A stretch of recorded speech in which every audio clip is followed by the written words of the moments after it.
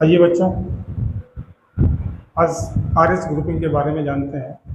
हमने इसके पहले एबीओ ब्लड ग्रुपिंग के बारे में पढ़ा था। ये कई प्रकार के ग्रुप होते हैं, लेकिन हमारे कोर्स में केवल दो है, एबीओ ब्लड ग्रुपिंग और दूसरा आरएस ग्रुपिंग। तो आज उसी कड़ी में हम ये अगला आरएस ग्रुपिंग के बारे में पढ़ेंगे।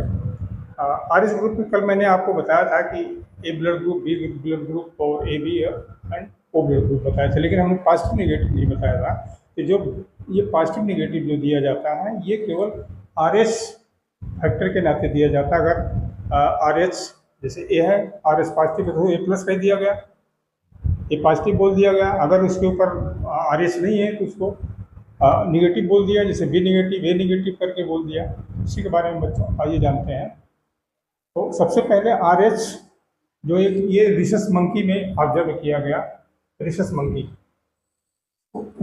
बोलते हैं, और इसी का आरएच लिया गया।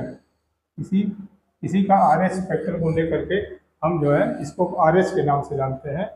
ये भी क्या होता है, आरबीसी की सरफेस पर पाया जाता है, एंटीजन जो कि आरबीसी की सरफेस पर पाया जाता है, और नियरली 80% जो है ह्यूमन में ये पाया जाता है।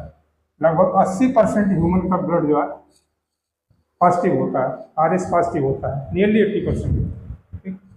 अब जिनकी आरबीसी की सरफेस पर ये आरएस पाया जाता है उसको आरएस पॉजिटिव बोल दिया है, बहुत सिंपल सा।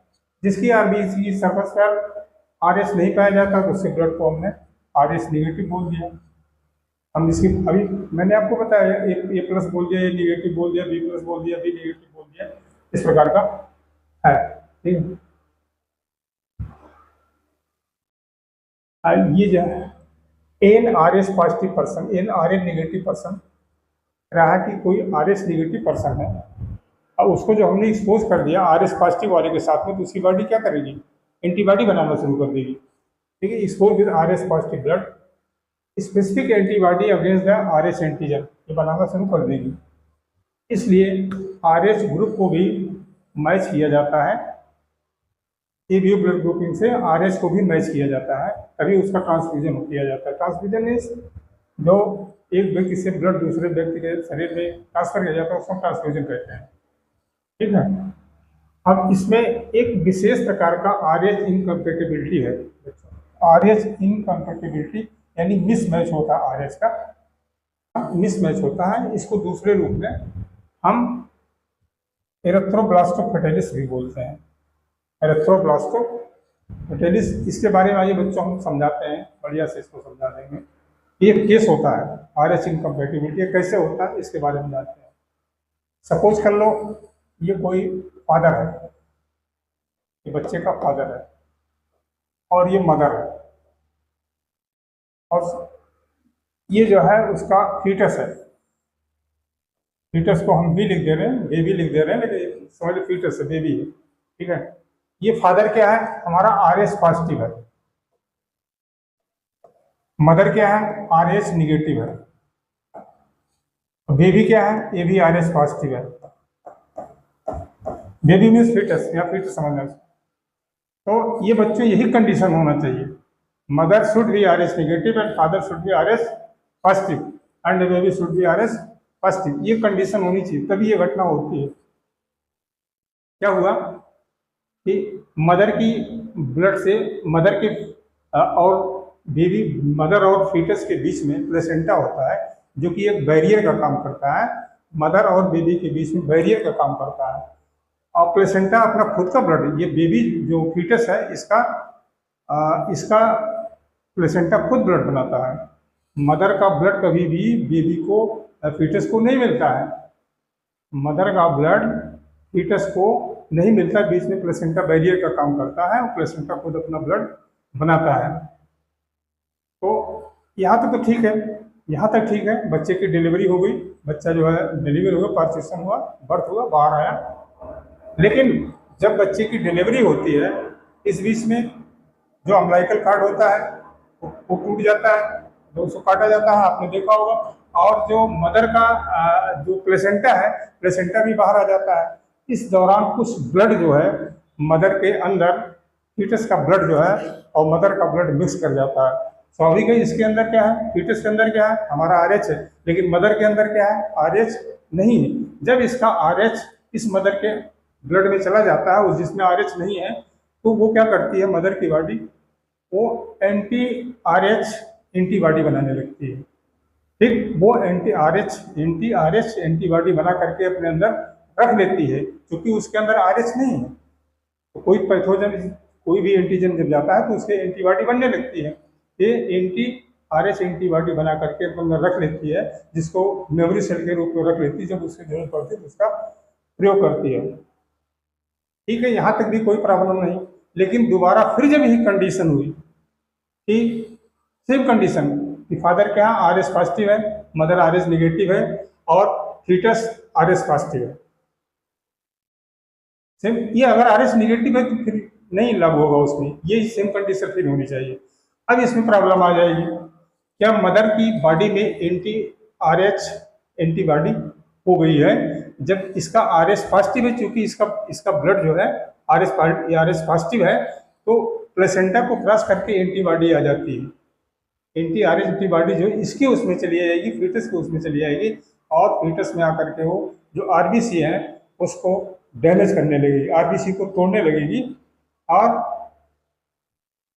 RBC को ये तोड़ देगी। RBC जब टूट जाएगा, इसीलिए इसका नाम रखा है एरिथ्रोब्लास्टिस फोटोलिसिस की। जो फीटस की वो RBC टूटने लगेगी, और RBC जब टूटेगी तो क्या होगा, उसके अंदर ब्लड की कमी हो जाएगी, उसको एनीमिया हो जाएगा।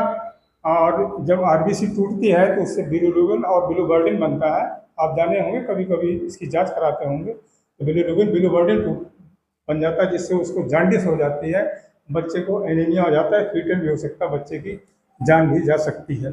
इसी को ये बोलते हैं RH इनकम्पेटिबिलिटी और एरिथ्रोब्लास्टोफोटेलिस।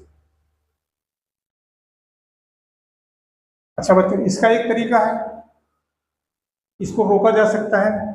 जैसे पहले बच्चे का जन्म हो, जैसे बच्चे बेबी का जन्म होता है और उसका ब्लड उसके साथ में मिक्स कर जाता है, तो उसका एक एंटीबॉडी मदर को दी जाती है, anti-RH एंटीबॉडी दी जाती है। anti-RH एंटीबॉडी दी जाती है, ये रोगम नाम से आता है, इसमें नहीं दिया, रोगम नाम से आता है, जो कि मदर को दे दी जाती है, तो एंटीबॉडी नहीं बन पाती है। ठीक, आइए बच्चों कोएगुलेशन के बारे में पढ़ते हैं थोड़ा। बच्चों देखा होगा, जब हमें चोट लग जाती है कहीं, चोट लगने पर थोड़ी देर ब्लीडिंग होती है, फिर कुछ देर बाद जो ब्लीडिंग हमारी बंद हो जाती है।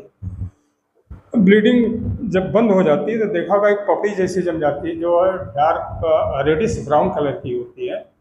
इसकी प्रक्रिया कैसे जमता है, उसी को कोएगुलेशन बोलते हैं या क्लॉटिंग बोलते हैं, जिसको कोएगुलम, ये जो हमने बताया सबसे कोएगुलम या क्लॉट उसको बोलते हैं। ठीक है, प्रक्रिया को कोएगुलेशन बोलते हैं। तो जब हमारी क्या आता है, कोई फिंगर या कहीं जो करा कट हो जाता है, तो जब कहीं हर्ट हो जाता है, कोई फिंगर वगैरह हमारी कट जाती है, कंटिन्यू जो है ब्लीड होने लगता है, ब्लीडिंग शुरू हो जाती है। Usually the blood stops flowing after, थोड़ी देर बाद जो खून का बहना बंद हो जाता है। आप जानते हैं इससे क्या होता है, क्योंकि ब्लड जो है कोएगुलेशन या क्लॉटिंग ब्लड में हो जाती है, इसलिए ऐसा होता है। ठीक है, ये मैकेनिज्म कैसे होता है कि ज़्यादा ब्लड का लॉस ना होने पाए बॉडी से। यू हैव ऑब्जर्व, आपने देखा होगा कि ये reddish brown is come form at the side of the cut of an injury over a period, थोड़ी देर बाद of a time, it is called clot, या इसको कोएगुलम कहते हैं। ठीक है, इसका एक नेटवर्क है, जो थ्रेड्स होते हैं, उसी के बारे में जानते हैं। इसको बच्चों आप थोड़ा ब्लैंक स्लाइड के माध्यम से जानते हैं। भाई बच्चों, हम जानते हैं हमारी जो ब्लड होता है, ब्लड के अंदर प्लेटलेट्स होती हैं, फॉर्म एलिमेंट में पढ़ा था ना, RBC होती है, WC होती है और प्लेटलेट्स होती हैं। तो जो हमारी प्लेटलेट्स होती हैं,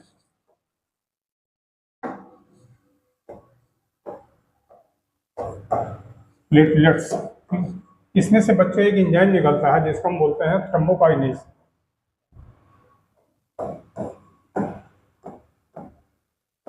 थ्रोम्बोकाइनेज,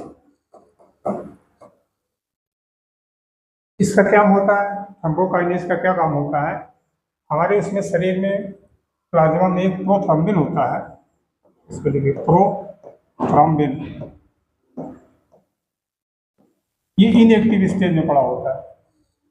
इसको प्रोथ्रम्बिन को थ्रम्बिन में बदल देता है।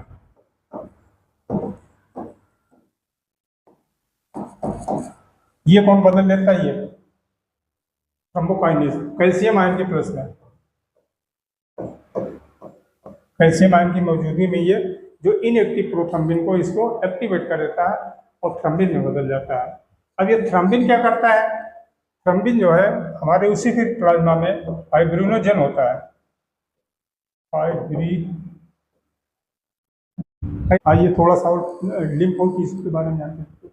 लिम्फो टिश्यू, जैसे हमारा ब्लड जो है क्या होता है, पास होता है कहाँ से? कैपिलरीज से पास होता है टिश्यू में, तो उसमें some water along with many small water soluble substances, उसमें वाटर और वाटर के अलावा कुछ सॉल्युबल और चीज़ें होती हैं, move into the space between the cells of the tissue. क्या करते हैं? सेल्स के बीच में जो है मूव करते हैं लार्जर प्रोटीन को छोड़ करके, क्योंकि लार्जर प्रोटीन जो होता है वो आर्टरी से या वेन से बाहर नहीं निकल सकता है, उसको छोड़ करके, and most of the formed element in the blood vessel, ठीक, उसको छोड़ करके ब्लड वेसल में इन सबको छोड़ करके सेल्स के बीच में जाता है, यहाँ जो सेल के बीच में जो स्पेस होता है उसमें चला जाता है। This fluid received out, release out, ठीक है। इंटरस्टिशियल फ्लूइड भी इसको हम बोलते हैं, या टिश्यू फ्लूइड भी बोलते हैं। इसमें सेम मिनरल का डिस्ट्रीब्यूशन होता है जैसे कि प्लाज्मा में होता है, जैसे प्लाज्मा में होता है उससे इसमें भी डिस्ट्रीब्यूशन, लेकिन इसमें प्रोटीन नहीं होता, इसकी प्रोटीन का साइज लार्ज होता है, वो नहीं जा पाता है। तो एक्सचेंज ऑफ न्यूट्रिएंट गैसेस का, ये सबका एक्सचेंज बिटवीन द ब्लड और सेल ऑलवेज आकर थ्रू द दिस फ्लूइड, इसी फ्लूइड के माध्यम से ट्रांसफर होता है।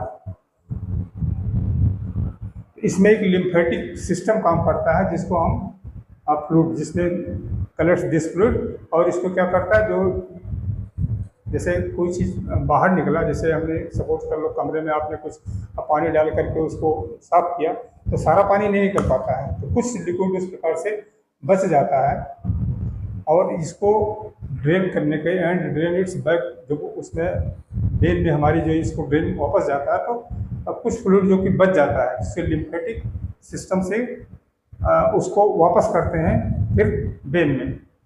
तो लिम्फ इज क्या है? कलरलेस, लिम्फ का कोई कलर नहीं होता है, और कंटेन्स स्पेशल लिम्फोसाइट, इसमें लिम्फोसाइट सेल होती हैं, उसमें ये बिल्कुल प्लाज्मा की तरह है, बशर्ते इसमें क्या है, कुछ लिम्फोसाइट सेल और आ गए, इसमें प्रोटीन नहीं है, ठीक है। ये responsible for the immune response of the body, body के इम्यून जो इम्यूनिटी सिस्टम उसके लिए लिम्फोसाइट जिम्मेदार होती हैं। Lymphs is also an important carrier of the nutrients, इसमें भी न्यूट्रिएंट का ये भी कैरी करता है, लिम्फ भी इसको कैरी करता है, न्यूट्रिएंट्स लाइक हार्मोन, न्यूट्रिएंट्स और हार्मोन इनको भी कैरी करता है। Fats are absorbed through lymphs in the lacteals present in the intestinal villi, ये फैट का भी एब्जॉर्प्शन करता है क्या?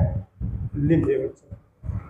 कल बच्चों सर्कुलेशन, कल सर्कुलेटरी पाथवे के बारे में पढ़ाएंगे, ब्लड का सर्कुलेशन के बारे में पढ़ाएंगे, और हार्ट की स्ट्रक्चर के बारे में पढ़ाएंगे, ठीक बच्चों, ओके।